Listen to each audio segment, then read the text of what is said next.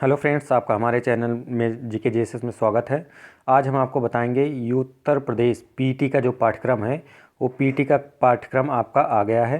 तो पीटी के पाठ्यक्रम के बारे में संपूर्ण जानकारी हम आपको देंगे और बहुत ही इम्पॉर्टेंट है। आपके पास समय भी कम बचा है। अप्रैल लास्ट या मई लास्ट में आपका एग्ज़ाम होगा। मई फर्स्ट वीक या मई तक आपका एग्ज़ाम हो जाएगा। तो इसके लिए आपको मैं स्ट्रेटजी के बारे में बाद में बताऊंगा। सबसे पहले आपको सिलेबस के बारे में बताऊंगा। आज इसकी सूचना आई है। ये दिनांक आप इसमें देखिए, दिनांक डाला गया है 20 फरवरी 2021, लेकिन आज इसको अपलोड किया गया है। तो उसके बारे में हम जानते हैं। अधिसूचना जारी की गई सिलेबस के बारे में, तो क्या क्या इनमें किस बातों का किन बातों का उल्लेख किया गया उसके बारे में हम देखेंगे।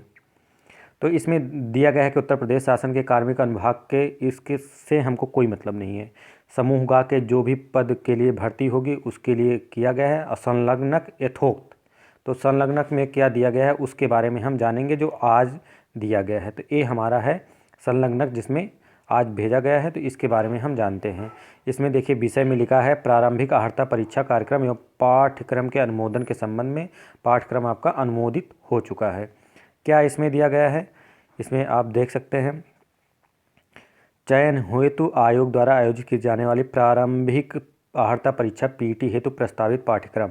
तो सिलेबस है आपका। इसमें देखिए दिया गया है प्रश्नों की संख्या 100 होगी और पूर्णांक जो है 100 होगा। अवधि क्या होगी, 2 घंटे होगी। इसमें आपका जो सिलेबस है उसके बारे में जानते हैं। कितना दिया जाएगा, कितने अंक का। 5 अंक का आपका आएगा भारत का इतिहास। भारत के इतिहास 5 अंक का आएगा। मतलब आपके 5 ही क्वेश्चन होंगे। 5 क्वेश्चन से ज़्यादा भारत के इतिहास के बारे में नहीं आएगा। तो पहला है सिंधु घाटी की सभ्यता। आपको किस स्तर का पढ़ना है, केवल 8वीं स्तर तक। 8वीं स्तर तक का पढ़ना है। स्ट्रेटेजी के बारे में बाद में बताएंगे, कैसे क्या आपका होना चाहिए, किन बुक को पढ़ना चाहिए कि आप जल्दी समय में अपने आप को अपने सिलेबस कंप्लीट कर पाएँ। तो सिंधु घाटी सभ्यता है। फिर वैदिक संस्कृति है। बौद्ध धर्म, गौतम बुद्ध जीवनी और उनकी शिक्षाएं क्या है। फिर जैन धर्म है, जिसमें महावीर की जीवन और शिक्षाएं हैं। मौर्य वंश है, जिसमें सम्राट अशोक के बारे में। मौर्य वंश में सिर्फ और सिर्फ केवल आपको सम्राट अशोक के बारे में पढ़ना है। आपको ज़्यादा कुछ नहीं पढ़ना है, क्योंकि जितना हमें सिलेबस में दिया गया है इसीलिए सिलेबस पूरा डिफाइन कर दिया गया है। तो हमको अपने सिलेबस से ज़्यादा बिल्कुल नहीं पढ़ना है, क्योंकि 5 क्वेश्चन आएगा और 5 ही क्वेश्चन से हमको पढ़ना रहेगा। 5 ही नंबर हमको इसमें लाना रहेगा। तो इतना ही पढ़ना है, इससे ज़्यादा नहीं पढ़ना। और उसको जो पढ़ना है डिटेल में हमको पढ़ना है। फिर है गुप्त वंश। गुप्त वंश में हमको किसको पढ़ना है, केवल समुद्रगुप्त और चंद्रगुप्त द्वितीय। कौन संस्थापक है, क्या है, ये जान लीजिए, ठीक है, लेकिन हमको इनके बारे में डिटेल में पढ़ना आवश्यक है। फिर है हर्षवर्धन। हर्षवर्धन के बाद राजपूत काल, जो राजपूत काल आया था। राजपूत काल में कैसे राजपूतों की उत्पत्ति हुई, तो उनके संबंध में हमको पढ़ना है कि राजपूत काल में कौन से महान योद्धा थे, उनके बारे में किससे हमको पढ़ना है। उसके साथ साथ ये भी जान लीजिए एनसीईआरटी, जो एनसीईआरटी क्लास 8 तक की है उससे हमको मिल जाएगा, उसी को हमको पढ़ना है। फिर आगे देखते हैं हम। आगे इसमें दिया गया है इतिहास में ही सल्तनत काल, मुग़ल साम्राज्य, सल्तनत काल, मुग़ल साम्राज्य। फिर मराठा शक्ति के बारे में पढ़ना है। फिर ब्रिटिश राज का अभ्युदय, प्रथम स्वतंत्रता संग्राम। ब्रिटिश राज का उदय कैसे हुआ और प्रथम स्वतंत्रता संग्राम, जिसको हम 1857 की क्रांति के नाम से भी जानते हैं, उसके बारे में हमको पढ़ना है। उसके बारे में हमें पूरी जानकारी चाहिए। फिर उसके बाद है ब्रिटिश राज्य की सामाजिक आर्थिक और प्रभाव। तो ब्रिटिश राज का हमारे भारत के समाज पर क्या असर पड़ा, उसका क्या आर्थिक प्रभाव पड़ा, उसके बारे में भी हमको जानकारी चाहिए होगी। फिर उसके बाद दूसरा पॉइंट आपका है भारतीय राष्ट्रीय आंदोलन। देखते हैं भारतीय राष्ट्रीय आंदोलन, ये भी कितने क्वेश्चन का रहेगा, कितना नंबर रहेगा, 5 नंबर। मतलब 5 क्वेश्चन ये भी आएगा। तो हिस्ट्री आपकी टोटल कितने नंबर से आएगी, टोटल हिस्ट्री आएगी 10 नंबर से। किससे संबंधित है, भारतीय राष्ट्रीय आंदोलन से, जिसमें आपका दिया गया स्वाधीनता आंदोलन के प्रारंभिक वर्ष। स्वाधीनता आंदोलन के प्रारंभिक वर्ष, जो स्वाधीनता आंदोलन हुए थे उसके प्रारंभिक वर्ष कैसा था।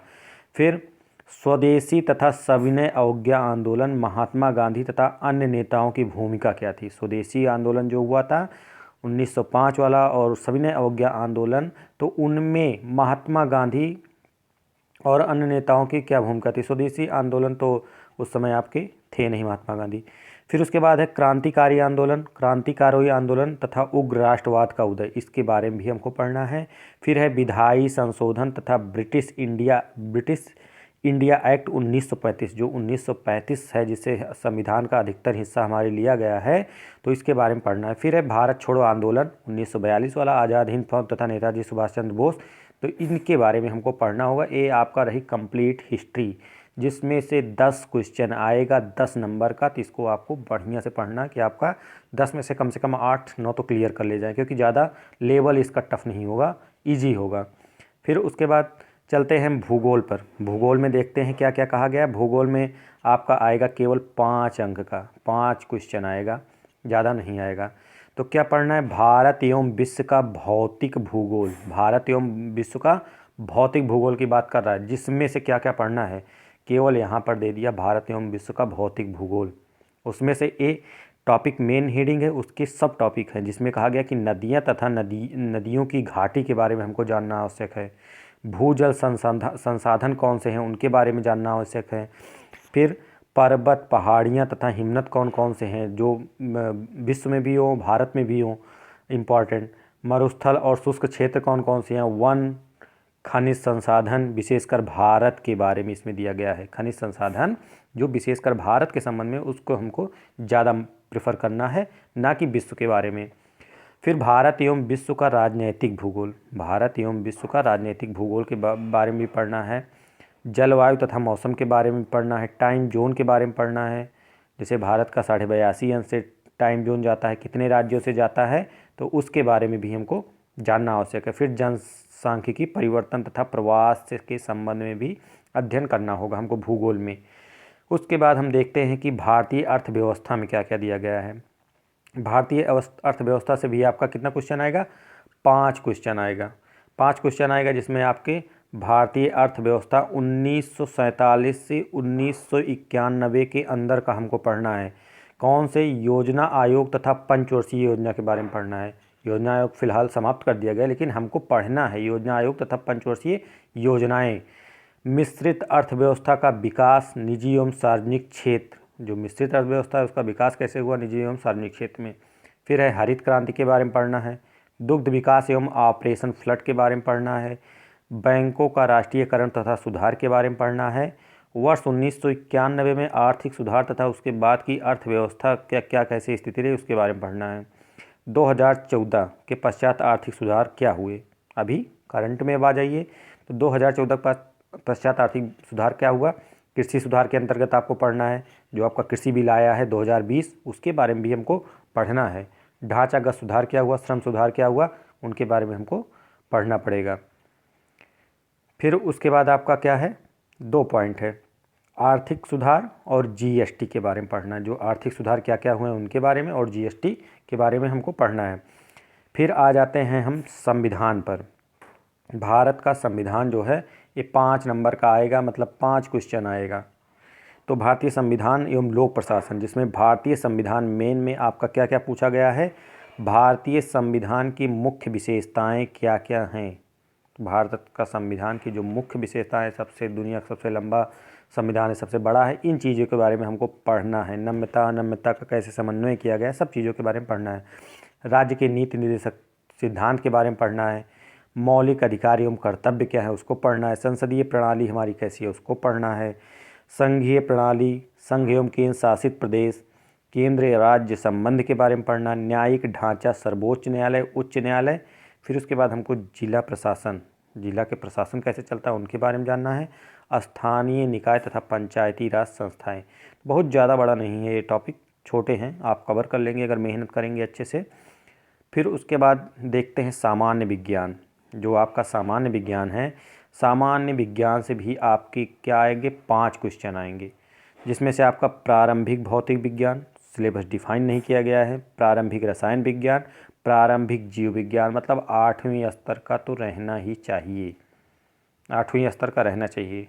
उसके बाद प्रारंभिक अंक गणित के बारे में देख लेते हैं। प्रारंभिक अंक गणित में आपकी पूर्ण संख्याएं दी गई हैं, भिन्न तथा दशमलव। तो जितना दिया गया उतना हमको पढ़ना है, ज़्यादा कुछ नहीं पढ़ना। पूर्ण संख्या क्या है पूरा कंप्लीट पढ़िए। भिन्न तथा दशमलव क्या है इसके बारे में जानकारी रखिए। प्रतिशतता, साधारण अंक गणितीय समीकरण जो हैं, वर्ग तथा वर्गमूल, घातांक और घात, औसत, बस इतना हमको पढ़ना है, इससे ज़्यादा बिल्कुल नहीं पढ़ना है। इतने टॉपिक हमको कवर करने हैं मैथ में। फिर उसके बाद हिंदी में देखते हैं। हिंदी भी आपका 5 क्वेश्चन, 5 अंक का दिया गया है, मतलब 5 ही क्वेश्चन, जिसमें आपको संधि, विलोम शब्द, पर्यायवाची शब्द, वाक्यांशों के लिए शब्द, लिंग, समश्रुत भिन्नार्थक शब्द, मुहावरे और लोकोक्तियाँ, सामान्य अशुद्धियाँ, लेखक और रचनाएं, गद्य एवं पद्य दोनों में आपको पढ़ना है। उसके बाद क्या है आपका सामान्य अंग्रेजी। क्या है? सामान्य अंग्रेजी। आपका सामान्य अंग्रेजी में क्या दिया गया है? सामान्य अंग्रेजी, जिसमें अंग्रेजी व्याकरण है, अपठित गद्यांश पर आधारित प्रश्न। अपठित गद्यांश पर आधारित प्रश्न मतलब 2 प्रश्न, लगभग 2-3 इससे रहेंगे और 3 ही इससे रहेंगे टोटल। तो क्या हो जाएगा? 5 प्रश्न, इससे भी रहेगा 5 प्रश्न। फिर उसके बाद क्या आता है? तर्क शक्ति। तर्क एवं तर्क शक्ति में बृहत एवं लघु, क्रम एवं रैंकिंग, मतलब जो बड़ा और छोटा में संबंध बताना है, क्रम और रैंकिंग रहेगी। संबंध वाले में बताना है। रक्त संबंध जो होता है, समूह एवं भिन्न को अलग करना, समूह से भिन्न को अलग करना। जो समूह एक है उसमें से एक अलग होता है, 3 एक तरह के होते हैं और अलग होता है। कैलेंडर और घड़ी, कारण और प्रभाव क्या है, कोडिंग डिकोडिंग, निगमनात्मक तर्क, कथन विश्लेषण एवं निर्णय। तो ये भी 5 क्वेश्चन रहेगा। टोटल आपके अभी तक 50 क्वेश्चन हुए। फिर उसके बाद देखते हैं सामयिकी।